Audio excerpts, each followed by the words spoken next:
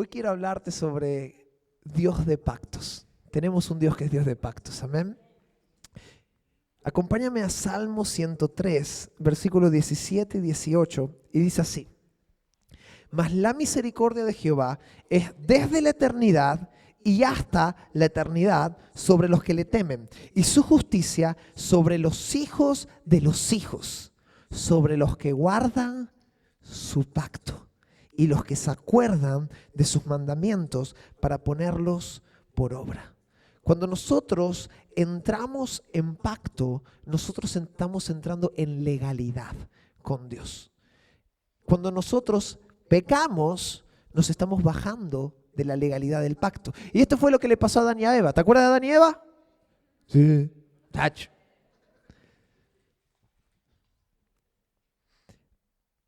El Señor pactó con ellos. Y el pacto tenía una condición. Nosotros vamos a tener comunión. Ustedes me van a ver, van a caminar conmigo, van a hablar conmigo, vamos a estar unidos. Solo no coman de ese árbol. No, pero de todos los demás podemos, de todo lo que tú quieras. Hay árbol, hay plataneras como en Canarias, hay de todo, hay árboles de todo, hay árbol de tirmas, hay árbol de lo que tú quieras. De ese no comas. Pero de repente entraron, abrieron la puerta al pecado, tomaron, y ellos se fueron de pacto, bajaron del pacto. Y el problema es que cuando tú no estás en pacto en el mundo espiritual, te vuelves ilegal.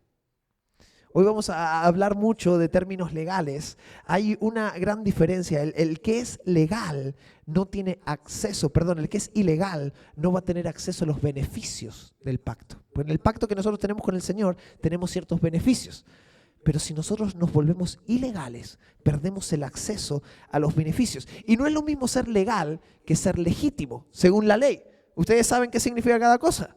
Ser legal es algo que está prescrito por ley y conforme a la ley. O sea que para ser legal no hay que solo conocer la ley, sino hay que obedecerla. Pero ser legítimo es algo diferente. Ser legítimo es ser cierto, ser genuino y ser verdadero en cualquier línea. Ser legítimo tiene que ver con la ley moral.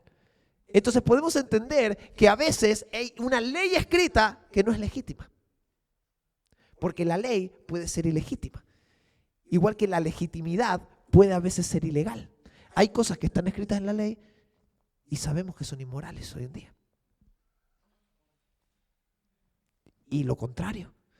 Hay cosas que la ley llama malvadas, pero son morales. Y tenemos que defender. Entonces no es lo mismo ser legítimo que ser legal, porque la ley en el mundo puede estar equivocada. Pero en el reino de los cielos pasa algo divino, y es que lo legal, la línea de lo legal y la línea de lo legítimo convergen. ¿Por qué? Porque es imposible que Dios haga una ley injusta. Entonces, cuando nosotros somos legales en el reino de los cielos, nos volvemos legítimos también. Cuando somos legítimos para el reino de los cielos, somos legales. Porque cuando hablamos del reino de Dios, es lo mismo una cosa que otra. Por eso tenemos que aprender a caminar en obediencia dentro del pacto. Porque la obediencia te va a dar legitimidad en el reino de los cielos. Y la legitimidad te da acceso a los beneficios del pacto. ¿Cuántos de aquí tienen un pacto con el Señor? ¿Cuántos entienden que el Señor ha pactado contigo? Y el pacto que Dios ha hecho es un pacto fuerte porque es un pacto de sangre. Es el pacto más fuerte que hay. Fíjate qué fuerte que hasta para unir humanos el Señor puso un pacto de sangre. Por eso en ese primer encuentro el diseño original es que la mujer sangre. ¿Por qué? Porque se están uniendo por pacto de sangre. El pacto de unión más fuerte es el pacto de sangre. Y cuando Jesús muere en la cruz, el tipo de pacto que hace con nosotros es pacto de sangre. Esta es la importancia y la vitalidad de entender que hemos entrado en un pacto. Y en este pacto el Señor nos invita a la mesa. Y yo quiero que te imagines una mesa grande, larga, preparada para un banquete, y el Señor te llama. Yo no sé cuál es tu comida favorita, qué es lo que más te gusta. Yo soy muy de comida basura. A mí me gusta la pizza, me gusta la hamburguesa, me gustan los perritos. Todo eso. Todo. Si es malo, me gusta. ¿Cómo es la carne, no?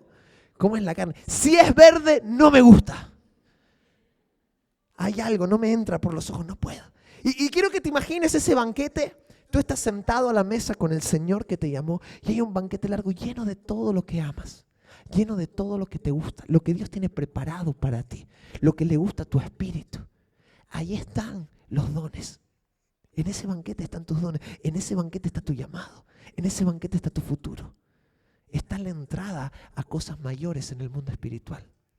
Pero cuando tú te vuelves ilegítimo, te sientas a la mesa sin permiso a tomar todo lo que el Señor puso delante de ti. Eso significa ser ilegítimo. Pierdes el acceso a tomar los beneficios del pacto y la ilegitimidad tiene sus consecuencias. Saúl, ¿se acuerdan del rey Saúl? Yo siento que cada vez que hablamos del rey Saúl, en Argentina decimos, lo bardeamos, como que hablamos siempre mal, siempre le damos caña al rey Saúl. Como me llega una sorpresa y está en el cielo arriba, me decís, Franco, yo escuché todo eso que decías, todas las prédicas esas. Tú no tenías cosas malas de hablar de ti mismo, que están tirándome tantas piedras a mí. Perdón, Saúl. Saúl operó de una forma ilegítima y la tierra pagó las consecuencias. Pero para uno de esos errores tenemos que volvernos atrás. ¿Ustedes se acuerdan de Josué? Josué el conquistador entra a la tierra prometida, empieza a repartir todo y dice que llegan unos viajeros de muy lejos y vienen con pan que ya está mal, vienen con las ropas rasgadas, zapatos rotos y dice, Josué, hemos escuchado de tu Dios, que has entrado a la tierra, has vencido y nosotros queremos hacer pacto con ustedes. No nos queremos pelear con ustedes, nos queremos unir a ustedes. Y Josué les dice, pero ¿ustedes de dónde son? Porque capaz que ustedes son de la tierra que el Señor nos llamó a tener. No puedo pactar contigo porque te tengo que echar. Y esto le dice, no, somos de por allá lejos. Mira cómo están los odres del vino que traemos. Mira nuestras ropas, pacta con nosotros. Y ahí es cuando nos encontramos en Josué 9, 14 y 15. Y dice que los hombres de Israel tomaron de las provisiones de ellos y no consultaron a Jehová. Este es el error, no vivieron por la revelación de Dios, no consultaron a Jehová. Y Josué hizo paz con ellos y celebró con ellos alianza, concediéndoles la vida. Y encima hizo jurar a los príncipes y también lo juraron los príncipes de la congregación. Entonces Josué como líder comprometió todo el pueblo con los de Gabaón. Pero después ocurre algo. Leemos en 2 de Samuel 21, 1 y 2 que en el reinado de David empieza a tener problemas y no sabe qué pasa. David dice, yo he sido justo, yo he sido bueno, he ganado la guerra, estoy alimentando a mi pueblo, estoy siendo un juez íntegro, un rey íntegro. ¿Por qué hay sequía? ¿Por qué hay hambre en la tierra? Y David va al Señor y le consulta. Y lo podemos ver, 2 de Samuel 21, versículo 1 y 2, dice que hubo hambre en los días de David por 3 años consecutivos. Y David consultó a Jehová y Jehová le dijo, es por causa de Saúl. Viste, la Biblia también lo culpa, no soy yo solo. Y por aquella casa de sangre, por cuanto mató a los gabaonitas. ¿Quiénes eran los de Gabaón? Entonces el rey llamó a los gabaonitas y les habló. Los gabaonitas no eran de los hijos de Israel, sino del resto de los amorreos, a los cuales los hijos de Israel habían hecho juramento, pero Saúl había procurado matarlos en su celo por los hijos de Israel y de Judá. El pueblo había hecho pacto con Gabaón y Saúl llegó y rompió el pacto. El pueblo dijo, ok, los vamos a proteger. Y el Señor escuchó el pacto. Y eso es importante. Porque el Señor escucha lo que tú hablas y escucha las promesas que haces y escucha las cosas que tú vas pactando por ahí. Y el Señor está pendiente, probando tu carácter. Israel había pactado como nación, los príncipes de Israel habían hecho juramento. Y de repente, Saúl va y los mata para poder conseguir esa tierra. Y hay hambre, 3 años de hambre. Y entonces David entiende que como hemos salido del pacto, para que la situación se resuelva, yo tengo que volver a entrar en pacto. Y aquí viene la parte muy difícil de la historia, porque le dice David, ¿cómo solucionamos esto? ¿Qué podemos hacer para que nos perdonen? Y los gabaonitas dicen, fácil, ¿te acuerdas de ese Saúl que nos mató a todos? dame 7 de sus hijos, 7 de sus descendientes, que los voy a colgar y los voy a matar a los 7. ¿Y David qué dijo? Los voy a buscar. Dijo, qué duro. Pero David tenía que pagar el precio para restaurar el pacto, porque todas las restauraciones de pacto tienen un precio. Y David sabía la importancia de, antes de estar bien con los hombres, estar bien con el Señor. Entonces David así lo hizo. Y David entendía que el precio, aunque sea mucho, valía la pena. Y cuando leemos el final de esta historia, cuando estos 7 descendientes de Saúl, los gabonitas los matan, al final del versículo 14 dice, y Dios fue propicio a la tierra después de esto. El Señor vio un pacto restaurado y de repente se acabó el hambre. El Señor vio un pacto restaurado y se acabó la sequía. Y yo no sé a cuántos les estoy hablando en esta mañana, pero cuando se restaura el pacto, no hay hambre. Cuando se restaura el pacto, no hay sequía. Cuando se restaura el pacto, vuelves a tener acceso a los beneficios de la mesa en la que Dios te sentó. Los beneficios del pacto se toman por fe, pero se tiene acceso por obediencia.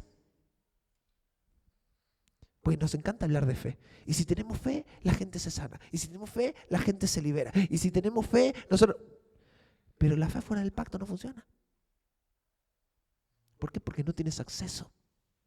Por la fe tomas las cosas, pero el permiso te lo da la obediencia al pacto. Las puertas de lo sobrenatural se cierran por mucha fe que tengas si tú eres ilegítimo. ¿Has probado orar por enfermos y ninguno se sana? Orar por endemoniados y ninguno se sana. Evangelizar y que el Señor haga algo en medio y nadie parece que se convierte y la iglesia no crece y nada cambia. ¿Por qué puede ser? Hay que tener un ojo puesto en el pacto. ¿Qué es lo que está dentro del pacto? En lo que yo estoy fallando. ¿En qué yo rompí el pacto con el Señor? ¿Dónde están esos 7 hijos de Saúl que yo tengo que matar en mi vida personal? Para poder volver a tener acceso y restaurar el pacto. Porque las conquistas que tú tomes en la vida las vas a perder si no son legítimas. No importa cuánto esfuerzo pones, si tú no estás viviendo una vida legítima, todo lo que conquistes y todo lo que consigas te lo van a acabar quitando y te lo van a acabar robando. ¿Por qué? Porque el que no es legítimo está caminando en injusticia. Y todo lo que no es injusto, todo lo que es injusto no te pertenece. Si tú consigues algo por un medio injusto, no es tuyo. Lo robaste, lo saqueaste. Y el Señor es Dios de justicia. Entonces, ¿qué vas a hacer si estás viviendo afuera del pacto? ¿Dónde está tu recompensa si eres ilegítimo? Y esto pasa después, más adelante en la vida de David. Leemos la historia de uno de sus hijos. David había prometido a Salomón que él iba a tener el trono, pero de repente, cuando David se encuentra viejo y todavía Salomón no era rey, había otro de los hijos que se levanta y se llama Adonías. Quédate con este nombre, Adonías. Y te digo que te lo quedes porque es bueno saber de la Biblia. Hace poco hablamos de Absalón, ahora estamos hablando de Adonías. Y Adonías aprovecha que el papá está viejo, que Salomón está medio empanado por ahí y dice, voy a tomar a todos los de confianza de mi padre.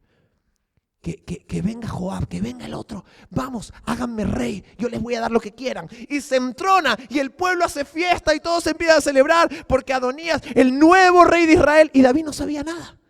Tomó el trono de forma ilegítima porque no le correspondía a él. El trono no le pertenecía, la posición no le pertenecía. Y a veces nosotros nos vemos en ese error. Queremos estar en lugares que no nos pertenecen. Queremos estar en posiciones que no nos pertenecen. Y como la carne tira para que nosotros tengamos esos intereses, nosotros recurrimos a recursos de maldad para alcanzarlos. Y somos ilegítimos. Y esto lo digo mucho, duele, pero lo digo mucho. La iglesia no está para cumplir los sueños de tu carne. La iglesia no está para darte un lugar de reconocimiento. Está para amarte, está para restaurarte. Pero no para cumplir los deseos interesados que tú tienes. El reino de los cielos opera cumpliendo los deseos desinteresados, porque son los que pone el Señor en el corazón. Pero nuestra carne también sueña, y nuestra carne tiene expectativas. Y la carne de Adonías decía, yo quiero ser rey, yo quiero tener riqueza, yo quiero tener fama, yo quiero que el pueblo me mire, quiero ser gobernador. Pero Dios nunca le dio el trono. ¿Era malo Dios por no haberle dado el trono? No, porque seguro que tenía algo mejor para él en su situación. Pero Adonías rechazó el plan del Señor y buscaba lo propio, buscaba lo suyo. Y luego, ¿qué pasa? Que David se entera. Y fue tan fácil, porque nos dice la palabra que David volvió a juntar a su gente. Puso a Salomón en el trono y dijo al pueblo, hagan fiesta porque mi hijo ahora es el rey. Y sonó trompeta en medio del pueblo y todos celebraron. Y los que estaban con Adonías se preguntaron, ¿y qué es ese ruido? ¿Por qué se escucha? ¿Por qué el pueblo celebra por ahí? ¿Qué está pasando? Y llega un mensajero y dice, el rey ha hecho rey a su hijo Salomón. Y entonces leemos en 1 Reyes 1:49, dice, entonces ellos se estremecieron y se levantaron todos los convidados que estaban con Adonías. ¿Y qué pasó? Y se fue cada uno por su camino. Te voy a contar un secreto. La gente que te rodea, que te hace la pelota, y que los aduladores saben muy bien cuando tú eres ilegítimo. Y cuando la voz del verdadero rey suena, si te tienen que dejar solo, te van a dejar. Esa es una verdad. Pero cuando la gente te sigue porque tú eres legítimo y ven un fruto verdadero, no importa la trompeta que suene, porque ellos reconocen que el Señor está contigo. Y te van a seguir. A veces culpamos a la gente que nos rodea de abandonarnos, de dejarnos, pero a veces los ilegítimos somos nosotros. Y Adonías, estoy seguro que en su intimidad se quejó de esto que pasó. Pero había algo, y esta es una verdad que pasa en el reino del Señor, que en el fondo del corazón Adonías sabía lo que había. Porque pasa el tiempo y Adonías se acerca a Betsabé, la madre de Salomón, a pedirle un favor. Y en medio de pedirle el favor, le dice así, en 1 Reyes 2:15, vamos al 15. Tú sabes que el reino era mío y que todo Israel había puesto en mí su rostro para que yo reinara. Mas el reino fue traspasado y vino a ser de mi hermano. Y escucha esta frase, porque por Jehová era suyo. Todo lo que conseguimos de forma ilegítima será traspasado al que sí es legítimo. Ahora bien, también tenemos que lo pienses al revés, porque esto parecen malas noticias, pero si tú lo estás recibiendo como una mala noticia es porque eres ilegítimo. Pero si tú eres legítimo en el reino, todo lo que te quitaron de forma ilegítima te será devuelto en el nombre de Jesús. Todo lo que el Señor puso en la mesa delante de ti, tú vas a tener acceso y vas a poder tomarlo en el nombre de Jesús. Y no importa lo que hablen, no importa lo que te quiten, no importa lo que te roben, no importa si te robaron recursos, si te robaron tiempo, da igual, el Señor te lo va a restituir, porque el Señor devuelve, quita al ilegítimo para dárselo al que es legítimo. Restaura el pacto. Porque tú tienes que volver a la legalidad de Dios, a la legalidad del pacto. Una generación de reforma no implica solo volver a un diseño, implica también volver a una legitimidad espiritual que como consecuencia nos va a llevar a ser aprobados para operar en lo que Dios nos está llamando a hacer. Antes te ponía el ejemplo de sanar a los enfermos. Y hay veces que nosotros oramos y estamos llenos de fe. Y queremos que un enfermo se sane, ponemos las manos, hablamos en lenguas, hacemos todo y no pasa, y repetimos y repetimos y repetimos. Y quizá el problema no está en la fe, quizá el problema está en la obediencia en otras áreas de tu vida. Perdiste acceso. Así que por mucha fe que tengas, no puedes tomar lo que está en la mesa porque te volviste ilegítimo.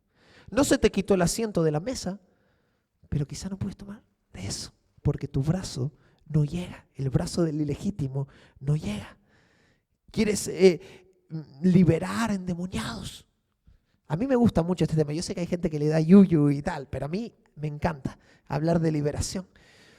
Miren, yo recuerdo que una vez yo oraba o ministrábamos mucho todas las semanas, imponíamos manos y todo bien, todo bien, todo bien, todo bien. Y un día el Señor me llama y me dice, quiero que hagas un ayuno de 3 días. Yo dije, ok, será el Señor que me está llamando. Yo seguí ministrando, no pasaba nada, no pasaba nada, no pasaba nada. Y el Espíritu dice, el ayuno, el ayuno, el ayuno, el ayuno. ¿Por qué? Porque me estaba llamando a un pacto personal. Y después vamos a hablar un poco de la diferencia entre el pacto universal y el pacto personal, pero el Señor me estaba llamando a pactar con Él. Obedéceme en esto. Este es el pacto. Y yo de repente ayuné. Me metí 3 días de ayuno. Era la primera vez en mi vida que ayunaba 3 días. Cuando yo puse mi mano para ministrar después de ese ayuno, gente a la que yo venía ministrando todas las semanas y no había pasado nada, se empezó a manifestar. ¿Qué pasó? ¿Entraron todos los bichos esa semana o qué? No, estaban ahí. Pero el Señor me había puesto un contrato, me había llamado a un pacto y yo no entré. Y yo era ilegítimo. Entonces lo sobrenatural, a cierta medida, estaba cerrado para mí. Pero cuando yo di el paso y entré en el pacto, de repente hubo un desbloquear de lo sobrenatural. Empecé a ser legítimo. Y cuando tú eres legítimo, tienes acceso por la fe a lo que hay en la mesa. Por eso sabemos que Dios tiene un pacto universal que es para todos. El pacto de Él murió, derramó su sangre, somos salvos, entramos por gracia por Él. Pero hay muchos que van a ser llamados a un pacto personal. Y esto es algo que lo podemos ver en la Biblia. Porque el Señor lleva a algunos a un poquito más en este ámbito, un poquito más en el otro, pero nos empieza a demandar cosas que quizá no le demanda al de al lado. Yo recuerdo cuando el Señor me pidió y me demandó el escuchar música. Yo venía y escuchaba siempre música en la radio del mundo cuando iba en el coche y tal. Y mira, tuve que madurar mucho para entender lo que pasó ahí. Años me llevó. Y cuando el Señor toca mi corazón, Él me pide eso y me da la fuerza para hacerlo. Y yo de repente tengo que poner música cristiana o estar en silencio. Y hasta el día de hoy la música del mundo no me atrae nada. No escucho nada, no quiero eso.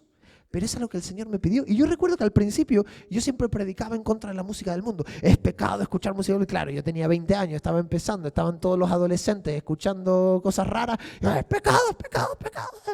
Pero es que yo les decía que era pecado escuchar el himno de la alegría, ¿sabes? O sea, era una exageración porque el Señor me pidió eso, me demandó. No toques eso. Pero yo no entendía que era un pacto personal. No era parte del pacto universal. Y hoy entiendo. Sansón fue llamado a un pacto personal. Él tuvo que hacer un voto, un pacto nazareo. Y lo rompió. De hecho, las 3 condiciones las rompió. No podía beber vino, se la pasaba en la viña y se la pasaba de fiesta. No podía tocar los muertos y come de la miel que hay dentro de un león muerto. No se podía cortar el pelo y le cuenta el secreto a la otra. Rompió el pacto. ¿Y qué pasó? Perdió la fuerza. ¿Por qué? Porque era ilegítimo para tomar los beneficios del pacto. Ahora bien, hay que entender que el Señor te está llamando a pactar en algunos asuntos y hay cosas que el Señor te va a demandar para llevarte a lugares más profundos y lugares de crecimiento que no se las va a demandar a otro. Y tú estás dispuesto a que el Señor te diga, tú no puedes, Él sí, pero tú no. Sí, aquel sí puede. Tú no puedes. A ti no te lo permito. Tú estás en un pacto que hemos hecho tú y yo. Recuerdo cuando tuve un gran encuentro con Jesús y yo no podía, eso se los cuento mucho, pero yo durante toda mi adolescencia, yo tendría ahí 19, 20 años, nunca había leído mi Biblia 3 días seguidos. Y yo recuerdo cuando era pequeñito y me hacían... Y cuando era preadolescente me hacían que yo lleve los apuntes de mis devocionales y mis profesores de la iglesia me firmaban como lo leíste, ¿no? Y me contaban todos los devocionales de la semana. Y bueno, no creo en ese sistema porque no creo que haya que vigilarle los devocionales a nadie. Pero yo iba ahí y yo decía, chacho, es que hay un premio al final del curso para el que haga todos los devocionales todos los días. Y yo el viernes antes de ir abría mi Biblia y apuntaba, sábado pasado. el titulito que pone arriba del capítulo, ¿viste? Lo apuntaba. Domingo no sé qué, titulito. Lunes, titulito. Y hacía todo falso. Y me llevaba todos los premios yo. Y mis amigos apuntaban así cada día del devocional y decían, pero no te das cuenta, le decían a mi líder, no te das cuenta que Franco no está leyendo. Y yo digo, ¡oh! El Cacuza es el demonio.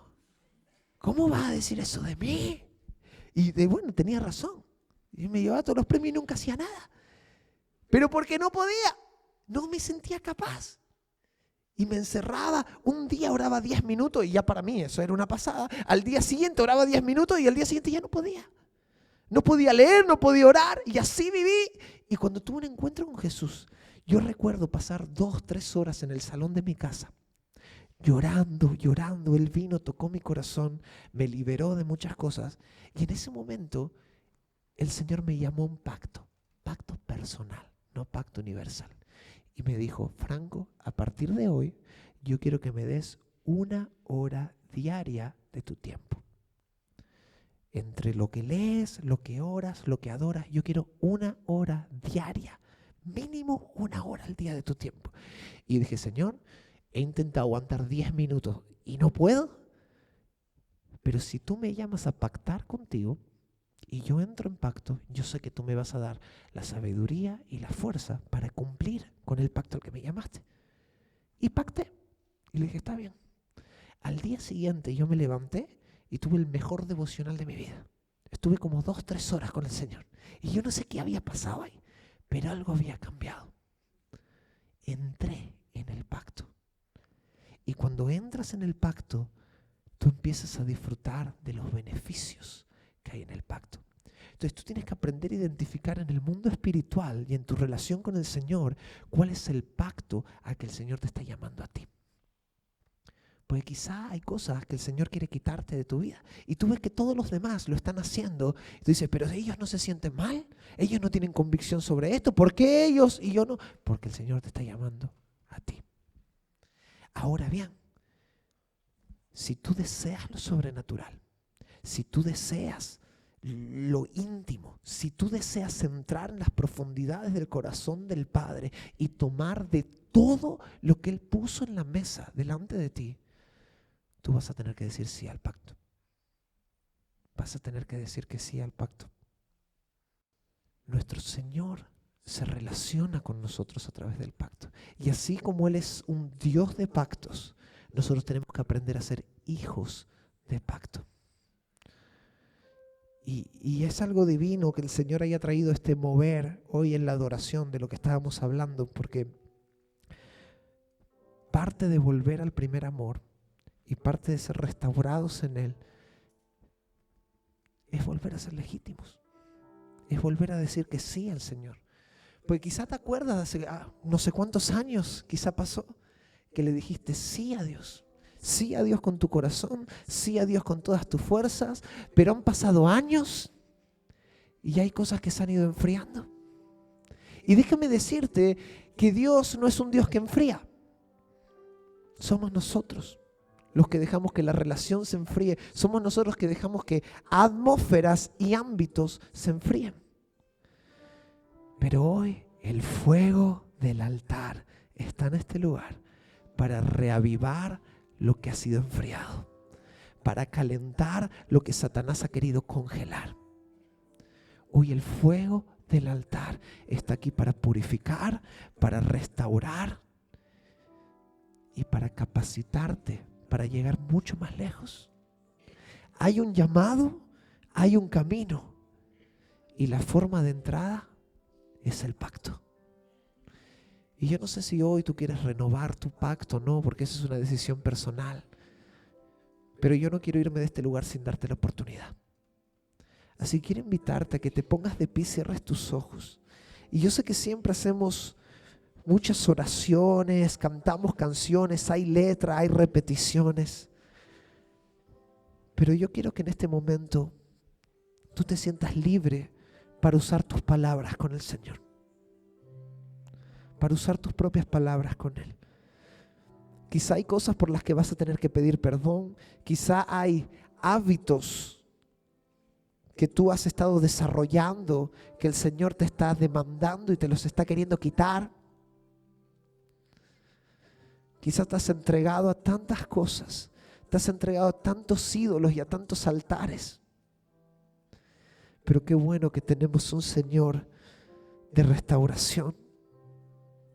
Un Señor que es perdonador, que mira más allá de la ofensa, mira más allá del daño y está dispuesto a tomar nuestro pasado y nuestros errores y tirarlos al fondo del mar.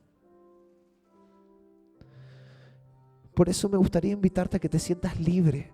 Si tú quieres arrodillarte, si quieres caminar por este lugar, si quieres buscar un rincón para tener un momento íntimo con Dios.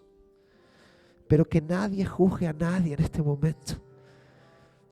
Que cada uno esté atento a lo suyo. Habla con Él usando tus propias palabras. Desecha la religión.